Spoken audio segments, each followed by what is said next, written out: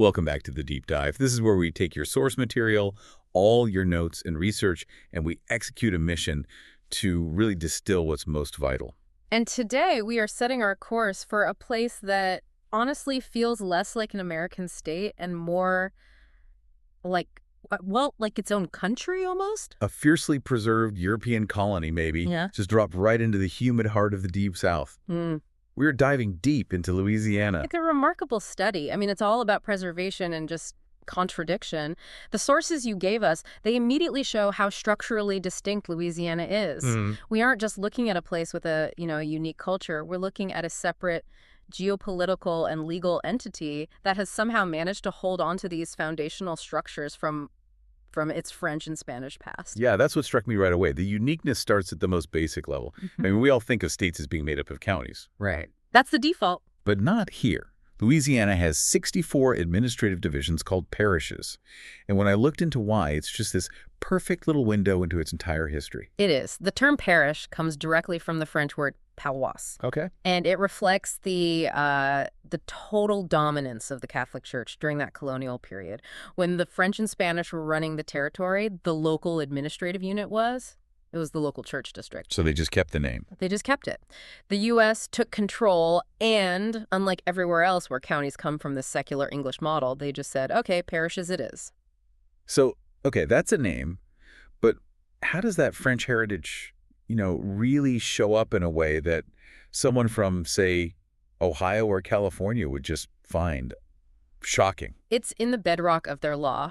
Louisiana is the only state, the only one whose foundational private... So we're talking about the rules for property, contracts, wills, family stuff. All the basics. All the basics. It's not based on the English common law system that every other state inherited from Great Britain. They are the great exception. So if they don't use common law, what system do they use? How do you sell a house or get divorced? They use a civil law system. It's a totally different legal tradition. It comes from ancient Roman law, and it was codified through French and Spanish legal codes. So it's not based on precedent, on past court cases. That's the fundamental difference. Right. In the rest of the U.S., common law is all about stare decisis. What past courts have decided is binding. Right. In Louisiana, it's the opposite. The written legal code is paramount. A judge's main job isn't to sift through centuries of precedent. It's to apply the precise written language of the Louisiana Civil Code to the facts of the case. Wow, that distinction is just massive. So a lawyer from Texas would be completely lost. They'd have to relearn everything. I mean, you've got concepts like forced heirship and a really strict community property framework that are just handled so differently. That sets the tone perfectly, a state just operating on its own rules. So, before we get into the deep history, let's lay out some essential facts from the sources. Let's do it. Louisiana is officially the Pelican State, but it's also known as the Bayou State, the Creole State, and my favorite, the Boot. You can't miss it on a map. It's 31st in area, 25th in population, with about 4.6 million people today. The capital is Baton Rouge. But the place everyone thinks of, New Orleans, has a population of around 363,000. And the state motto is Union, Justice, Confidence, which it feels like it's speaking to a desire for stability in a place that's had a very, very unstable history. Absolutely. So our mission today is to trace that journey. We're going from the profound antiquity of its ancient earthwork builders through the global chess match of the Louisiana Purchase and into this just unparalleled cultural fusion. And then we have to confront the modern paradox. This deep, rich cultural wealth set against an alarming, almost existential geographical crisis and some really severe social challenges. Okay, let's start at the very beginning, deep time. This is where it gets really interesting for me because the history here just completely overturns what I thought I knew about early North America. It forces a total recalibration. I mean, the traditional story is that complex societies, mound building, permanent settlements, that all comes after people adopt widespread maize agriculture. Right. You need farming to support that kind of complex society. That was the assumption. Louisiana's ancient history just rips that assumption apart. So the sources talk about a site called Watson Break near Monroe. It's described as an 11-mound complex built, get this, 5,400 years ago. That's around 3,500 BC. Before the Great Pyramids in Egypt were built. That's incredible. And these people weren't farmers. No, that's the crucial point. This was built by seasonal, mobile hunter-gatherers.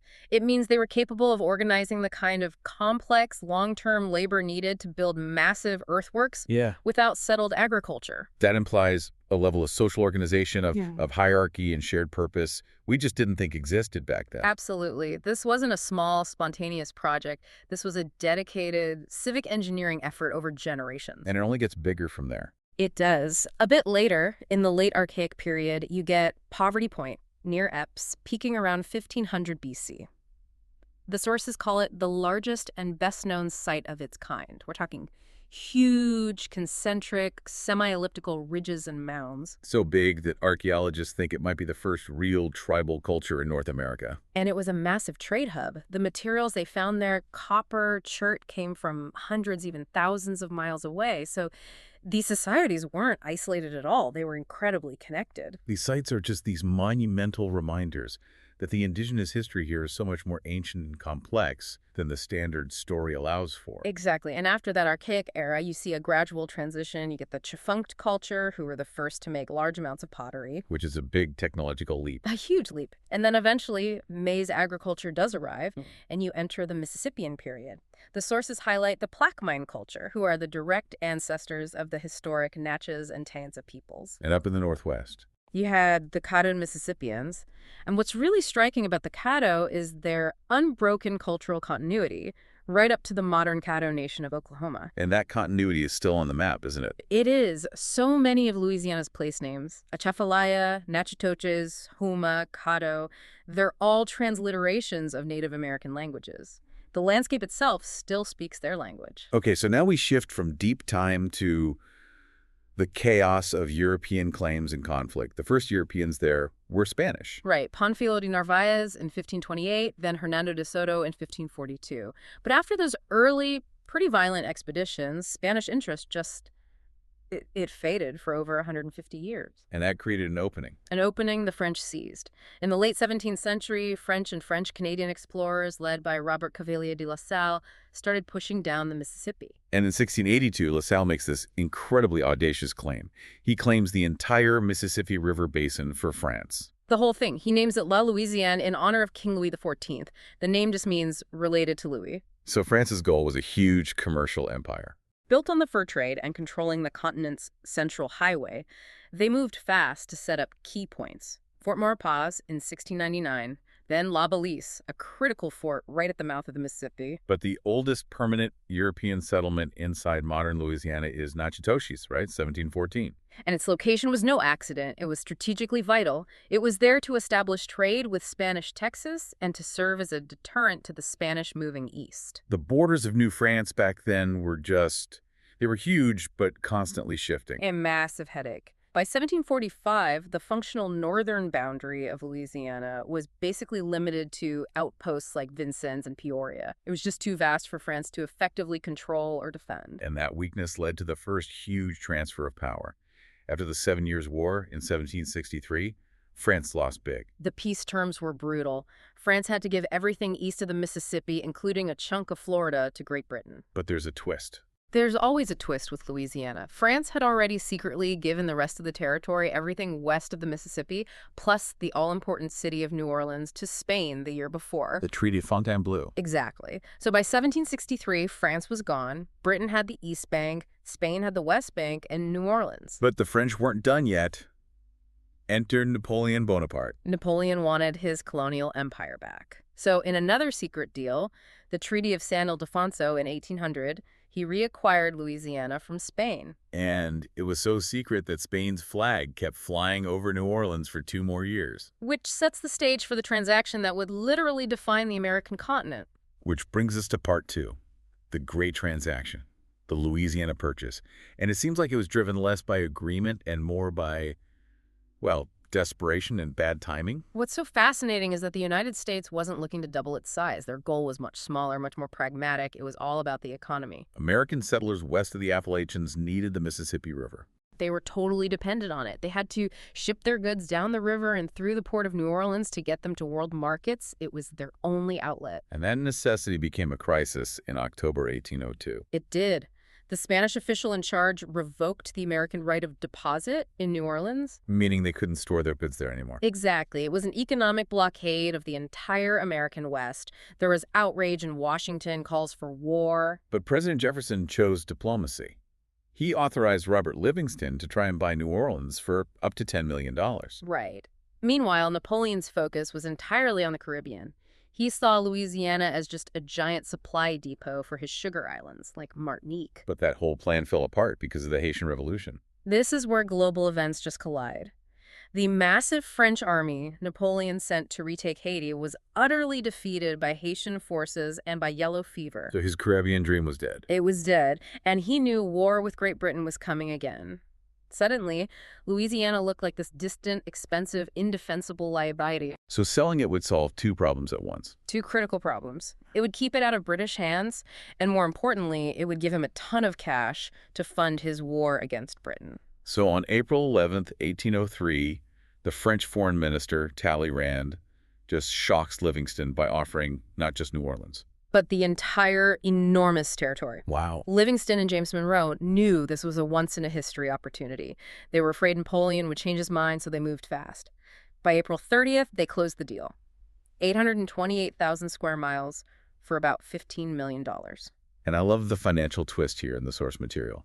The U.S. paid in bonds, but Napoleon needed cash for his army. And this is just a classic moment of international finance. He immediately sold those U.S. bonds at a discount to a British bank. No way. Yes, to the Baring and Company Bank. So a British banker, Alexander Baring, handled the transaction, gathered the cash, $8.8 million in total, and delivered it to Napoleon. So the British basically financed Napoleon's war against themselves. The irony is just spectacular. It was an incredible deal for the U.S., less than 3 cents an acre, but it was hugely controversial at the time. The Federalists in New England were against it. Vehemently. Their public reason was that it was a worthless desert, but their real fear was political. They worried that all these new states would be created, shifting power in Congress to the West and South and away from them. But the treaty was ratified, the U.S. doubled in size overnight, and the territory of Orleans was created. And on April 30th, 1812, Louisiana became the 18th state. And we should add that the Florida parishes, which had been part of Spanish West Florida, were added shortly after, completing the state's modern boundaries. But all the wealth that came with statehood was built on a profoundly dark foundation. The rapid expansion of the slave economy. Louisiana became this economic engine, fueled by cotton in the north, and especially sugarcane in the south. And these crops were overwhelmingly cultivated by enslaved Africans. It started almost immediately. By 1721, New Orleans' population was about half enslaved. And the French Code Noir of 1724 regulated that system, often with incredibly harsh provisions. The Spanish continued the practice, and with all the swamps and bayous, you had this persistent phenomenon of maroons communities of fugitive slaves, which was a constant challenge for the colonial authorities. And then the economy shifted again after 1807, when the U.S. banned the international slave trade. That ban just made the domestic slave market explode in value, and Louisiana was perfectly positioned. By 1840, New Orleans had the largest slave market in the United States. And that wealth made it one of the biggest and richest cities in the country. Third largest, behind only New York and Baltimore. But it was built on this forced migration. After 1807, over 1 million enslaved people were forcibly moved from the Upper South, like Virginia, to the Deep South. It's called the Second Middle Passage. Chained in coffles, marched overland, or shipped down the coast to be sold in New Orleans. It's just a brutal part of the story. And at the same time, the cultural landscape was being profoundly shaped by that same Haitian Revolution. Right, the refugees. Thousands of them poured into Louisiana French planters, Creoles, and both free and enslaved Africans. This dramatically increased the city's French-speaking population and powerfully reinforced African cultural traditions. And this contributed to a very specific, very unique social class, the Creole of color, or gens de couleur libre. They are absolutely critical to understanding pre-Civil War New Orleans. They were often mixed race, usually descendants of French or Spanish men and African women, and they occupied this distinct social and economic space. They weren't treated like most free blacks in the rest of the South. Not at all. They owned property, some even owned slaves themselves. They were Catholic, spoke French, and were often educated in Paris. They were a sophisticated, influential class. But all of this, this wealth, this complexity, it's all tied to slavery, which leads directly to the Civil War. It does. Louisiana was a wealthy slave state, and its planter elite had a massive economic interest in preserving the system. It seceded on January 26, 1861. And the demographics were just explosive. In 1860, 47% of the population was enslaved. Almost half the state. But the Confederacy's hold was fragile.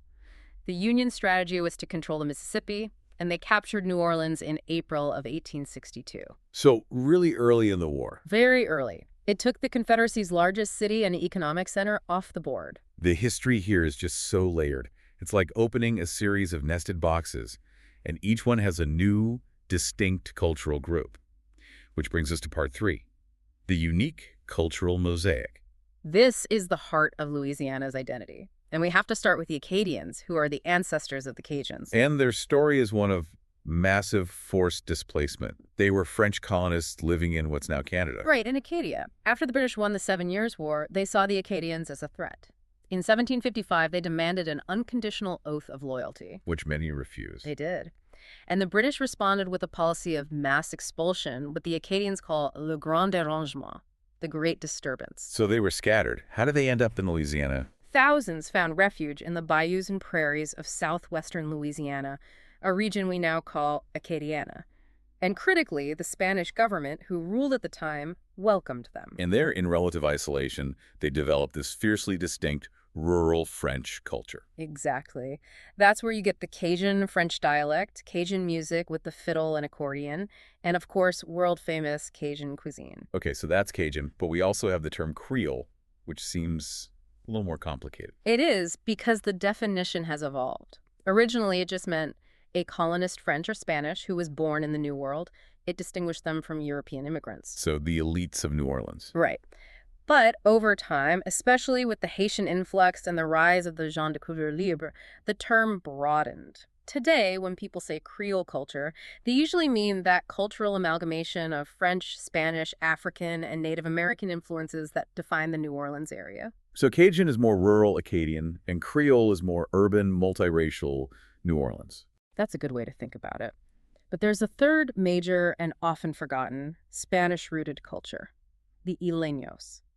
I'd never heard of them before reading the material. Most people haven't. They're descendants of Canary Islanders who were brought over by the Spanish crown between 1778 and 1783 to be settlers and militia members. And where did they settle? In 4 main communities. But what's remarkable is how the Isleños of the San Bernardino community, southeast of New Orleans, managed to preserve their unique culture and language, a kind of 18th century Spanish dialect, well into the 21st century because they were so isolated in the marshlands. And they still celebrate that heritage today with a festival. They do, the Fiesta de los Isleños. It's a focal point for preserving that fragile linguistic survival. This inherent multiculturalism is, thankfully, now protected by the state constitution. It is, but only after a really rough period of linguistic suppression. In 1921, the state mandated English as the sole language of instruction in schools. Which must have done huge damage. Devastating damage to French, Spanish, and native languages. Fortunately, a policy of multilingualism was revived in 1974, and the Constitution now explicitly protects the right of people to preserve their cultural and linguistic origins. Okay, moving into the post-Civil War era, the story becomes one of political upheaval, then Reconstruction, and then this just devastating reversal of civil rights. The Reconstruction era was brief, but there was real progress. Louisiana had the first and second black governors in U.S. history, Oscar Dunn and PBS Pinchback. But the conservative white planter class organized a vicious counter-revolution. And the main weapon they used was the 1898 state constitution. They implemented poll taxes, property qualifications, and these highly subjective literacy tests designed to eliminate the black vote entirely. And the numbers are just staggering. They are. In 1896, before the new constitution, there were over 130,000 registered black voters. Okay. By 1900, that number had dropped to just over 5,000. By 1910, only 730 black men were registered, less than 0.5%. They systematically dismantled the political system. And this political terror, combined with Jim Crow violence and economic changes, It fueled the Great Migration. Exactly. From the 1910s through the 1970s, African Americans left Louisiana in huge numbers, seeking safety and jobs in northern and western cities. The state's black population fell from 47% in 1900 to 32% by 1960. Now, during this mid-century period, the state's politics were dominated by the very colorful and controversial figure of Huey Long. The Kingfish. He rose to power in the late 20s and early 30s on a populist share our wealth platform. He built roads, bridges, gave out free textbooks. He genuinely modernized the state's infrastructure. But his methods were questionable. He ruled like an autocrat. He used patronage, intimidation, and sometimes outright corruption to get his way. He had total control. And then his reign was cut short when he was assassinated in the state capitol building in 1935. Even after World War II, as the civil rights movement gained steam nationally, resistance in Louisiana was incredibly fierce. It was. The state even created something called the Louisiana State Sovereignty Commission in 1960. It was an official government body whose job was to investigate civil rights activists and find ways to maintain segregation. But the sources bring up a really critical, often overlooked part of the struggle that I think needs more attention: the role of armed self-defense. This is a vital counter-narrative. In the mid-60s, violent attacks on civil rights workers were common. So in response, you see the founding of the Deacons for Defense and Justice in Jonesboro and Bogalusa. Who were the Deacons? They were local black men, many of them veterans of World War II and the Korean War. They were skilled with firearms. Their mission was explicitly to organize and protect activists and their families from Klan violence. They publicly carried arms and escorted protesters. They were protectors. A remarkable story of courage. But now we have to shift gears completely to the overwhelming physical reality of Louisiana, its fragile landscape, which is facing an existential crisis that threatens to wash this entire cultural mosaic away. This is the ultimate connection point. The state is fundamentally defined by the Mississippi River. Geographically, you have the stable upland hills in the north, and then the low alluvial region in the south, the coastal marsh, the swamp, the delta. A state built on water. The Mississippi flows 600 miles through it. And you have thousands of miles of other navigable waterways, rivers, and of course the countless bayous. And geologically, that whole southern half of this state is incredibly young. It's brand new, geologically speaking. It was all built in the last 12,000 years by the massive sediment lodes of the Mississippi, deposited in a series of shifting delta lobes. The land is basically just compacted silt. And you can't talk about Gulf Coast geology without talking about the salt domes. These are incredible formations, like Avery Island. They're relics from when the early Gulf of Mexico evaporated, leaving behind huge salt deposits. Over millions of years, that buoyant salt was forced upward through the heavier sediments, creating these domes. And they're incredibly valuable. Immensely. They're mined for salt, but more importantly, their structure traps vast reservoirs of oil and natural gas. They're central to the state's economy. But the very forces that built this landscape are now reversing, leading to what might be the greatest environmental disaster in any U.S. state. The southern coast of Louisiana is one of the fastest disappearing landmasses on the planet. The rate of loss is it's hard to comprehend. The statistic from the source material is that the state is losing a landmass equivalent to 30 football fields every single day. Every day. And it's a tragedy of our own making, really. Historically, the river would flood and deposit sediment, rebuilding the land. But we stopped that with levees. We did. The massive artificial levees built since the 1920s to control flooding now funnel all that crucial sediment straight out into the Gulf of Mexico. The land is no longer being replenished. And then you add in the oil and gas industry. Exactly. Thousands of miles of canals were dredged through the marsh for pipelines and access.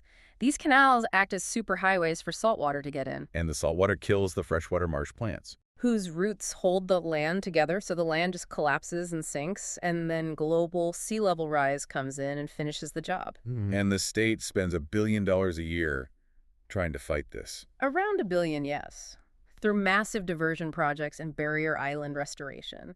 But it's an overwhelming battle, and losing those wetlands devastates the coastal fishing industry and exposes the coast to the full force of hurricanes. Not to mention the Gulf's notorious dead zone from all the agricultural runoff coming down the Mississippi. The largest in the U.S., it's an environmental crisis on every level. Let's talk about the climate.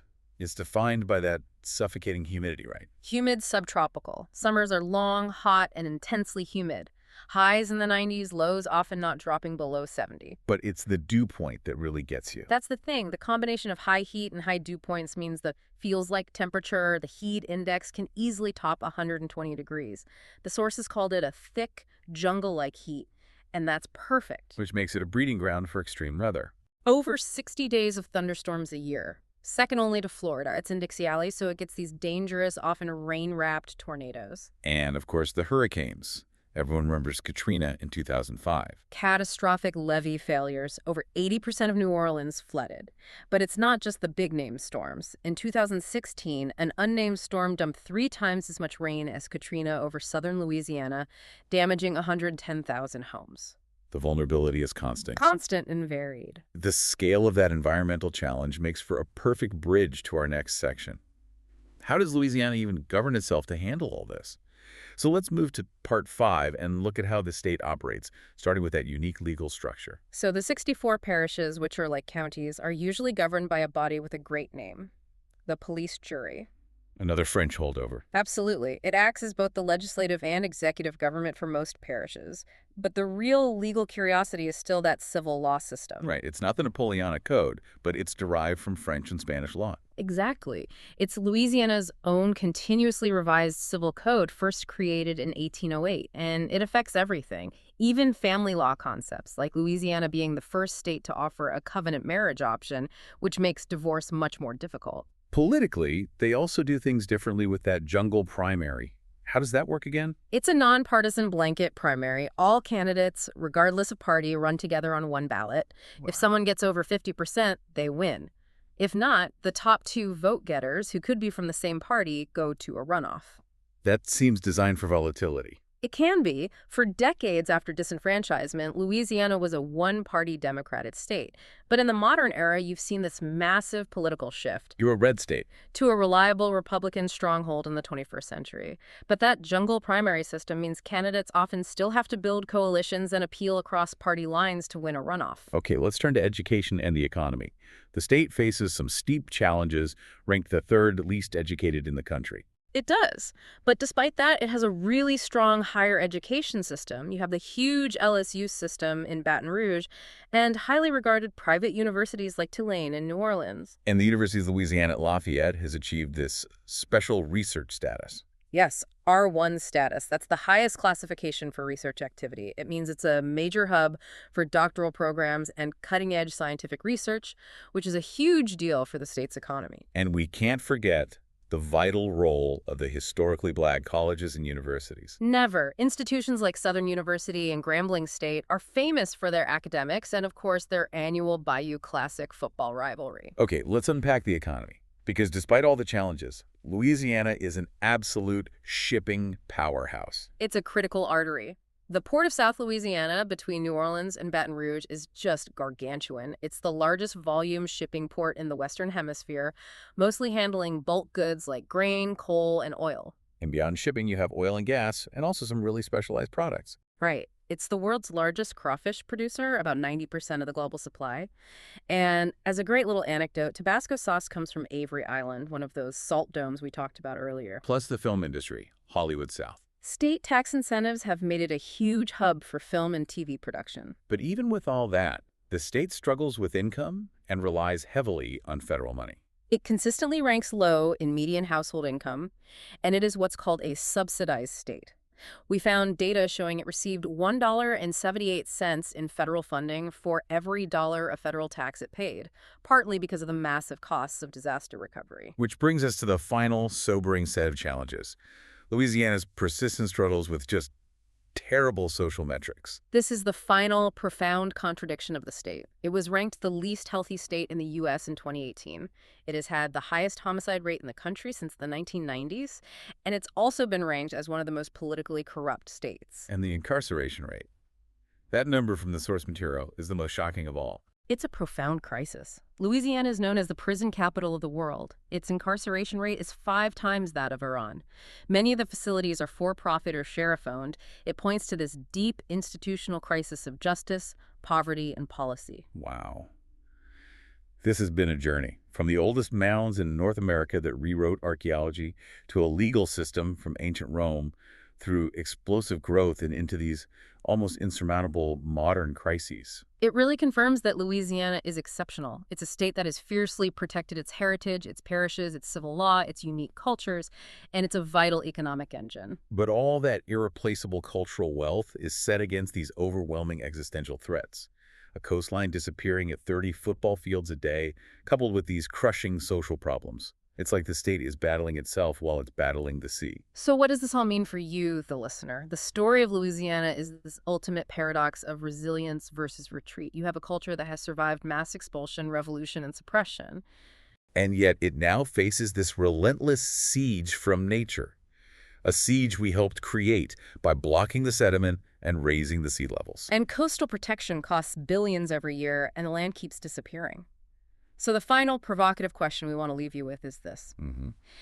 Given that so many of Louisiana's unique, irreplaceable cultural centers are in the most threatened lowlands, how long can human ingenuity and fierce cultural loyalty hold back the tide?